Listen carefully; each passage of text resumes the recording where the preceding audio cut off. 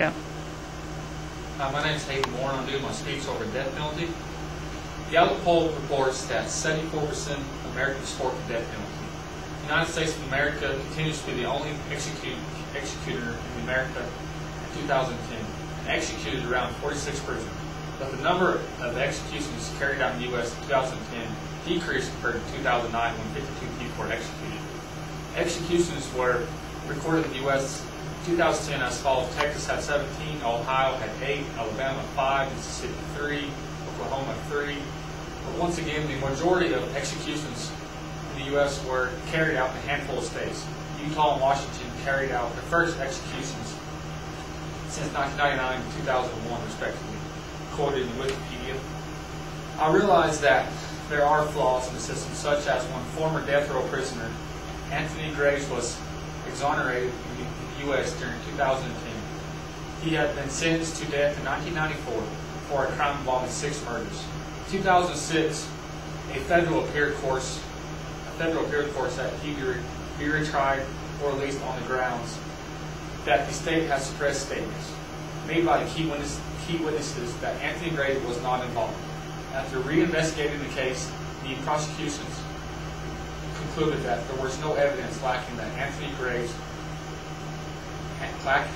linking Anthony Graves to the murders, and that he was innocent. The charges against him were dismissed, and he was released on October 27, 2010. Anthony Graves became the 138th death row prisoner to be exonerated in the U.S. since 1973.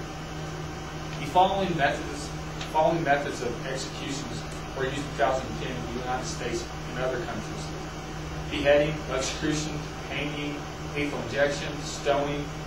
And many states continue to impose the death penalty and executed people for crimes that they do not meet the shareholders of the most serious crimes according to the international law.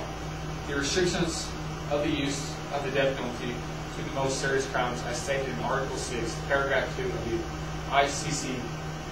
ICCPR, have been interpreted to refer to lethal crimes or crimes with extremely grave consequences. The UN Human Rights Committee has stated that the following cannot be characterized as the most serious crimes: as economic offenses, including embezzlements by officials, drug-related offenses, political offenses, robbery, abduction, non-related to death, and death by force. Abolitionists claim that there are alternatives to the death penalty. They say that life in prison without parole serves just as well. Certainly, if you ignore all the murders criminals commit within prisons when they kill prisoner guards and other inmates, and also kill innocent citizens upon escape, like David Munin, who was serving a 48-year sentence for the 1973 murder of a cab driver when he escaped from a road work gang and stabbed to death a storekeeper named Eddie Norkowski in 1988, robbery that nettled $4. Fortunately, there is no chance of Munin's committing murder again. He was executed by the state in Virginia in 1977, stated in deathpenalty.org. Putting a murder away for life just isn't enough. Laws change, so do parole boards, and people forget the past. As long as the murders live, there is always a chance, no matter how small, that he will strike again. And there are people who run the crime system who are native enough to allow them to repeat this crime. Kenneth McDuff, for instance, was convicted of the shooting in 1966 of death of 2 boys, and initially raped their 16-year-old female companion. A Fort Worth jury ruled that McDuff should die in an electric chair. A sentence committed to life in prison in 1972. After the U.S. Supreme Court struck down the death penalty, as they imposed in 1989, when Texas prisoners overflowed and state officials under fire from the federal jurisdiction, McDuff was quietly turned loose on an unsuspected citizenry. Within days, a naked body of a woman turned up. The prostitute had been beaten, strangled, and dumped in a nearby field. In early 1991, McDuff enrolled at a Texas State College in Waco, Central Texas. Prostitutes began disappearing. Once the posed body later was discovered in a shallow grave in the woods behind the college.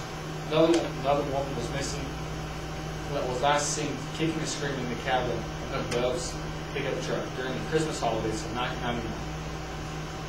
Colin Reed disappeared from an Austin car wash. Witnesses reported hearing a woman screaming that night and seeing two men speeding away in a yellow or tan Thunderbird. 2 months later, on March 1st, 1992, Melissa Northbrook, pregnant with a third child, vanished from Waco, convenience store where she worked. Dove's Thunderbird broke down and was discovered a block away from the store. 57 days later, a fisherman found a young woman's body nearly nude floating in a gravel pit in Dallas County, 90 miles north of Waco. By then, McDuff was a target on nationwide manhunt.